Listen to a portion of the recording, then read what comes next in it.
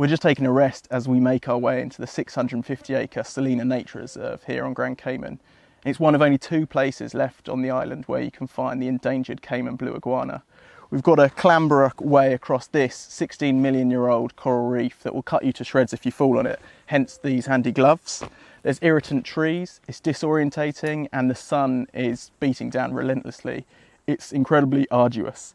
Normally, people wouldn't be able to get in here. The only reason we're here is because we're with Paul and Stuart from the National Trust, and they've got this GPS with all the trails on it, so we can find our way in and out and hopefully track down a blue iguana.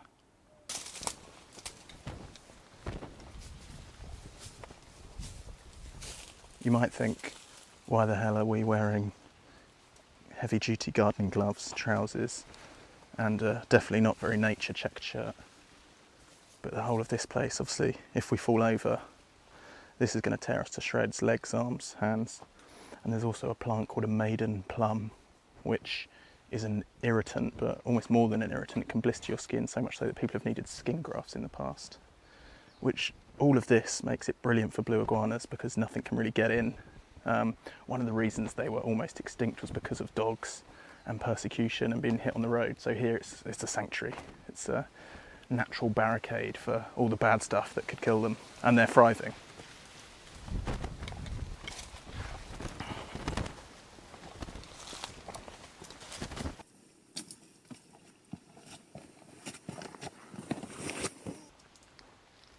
No sooner had I said about the natural barricades than this is a maiden plum sapling, and it's in the same family as the mango and the cashew, so you'd think it was kind of safe for us. But it's also in the same family as poison sumac and poison ivy, which most sensible people know to avoid.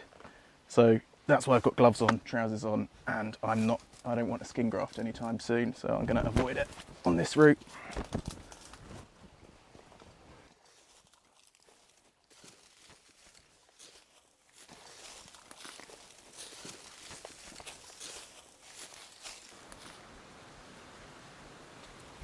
Just come across this pair of Zenaida doves having a good old preen in the dense scrub here.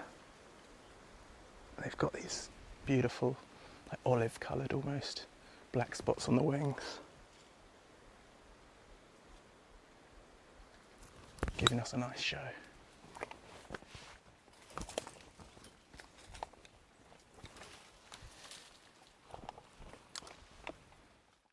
One of the biggest things when you're out tracking for things is obviously poo. Tells you that there's something there, and this cigar-like roll of leaves that's now disintegrating in my hands is a sun-baked blue iguana poo. So it's probably not fresh, but they're around here somewhere.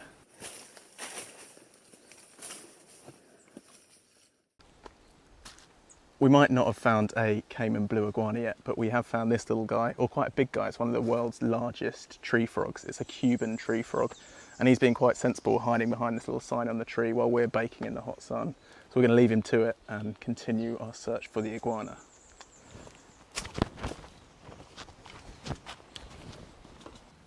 If the maiden plum and the really sharp limestone that we're having to clamber across here wasn't bad enough, we've just come across this guy, a manchineel tree, and it's probably the worst thing that you could be near because everything about it is awful. The leaves give you blisters on your skin, the sap from it burns your skin like acid, and if ingested it would highly likely kill you. In fact, elsewhere in the Caribbean, back in the day, the indigenous people were rumoured to tie their enemies to the trunk so that they burnt to death. And the most amazing thing about it, you think hearing all of that you'd want to avoid it and everything living thing would want to avoid it. But the blue iguana has been found to eat the fruit of this. Incredible. Finally, behind us, somewhere in there, we have seen him, is a Cayman blue iguana. And we know it's a male because he's got, they call them Winston Churchill cheeks, these big cheeks, and a long snout. Not sure where it is at the minute, but every so often you hear it walking, then it stops. But this stuff's pretty impenetrable, so we're just going to wait for it to come out in the open again. We had a fleeting glimpse of this guy deep in the scrub, but now we've managed to track him down out in the open a little bit, and now we're up close. You can see just behind his head there's a little marker, and that's so the researchers can identify him. which is incredibly important. In 2002, there were less than 12 of these guys left in the wild here in Salina. But thanks to an intensive conservation and reintroduction project, now there's more than 800.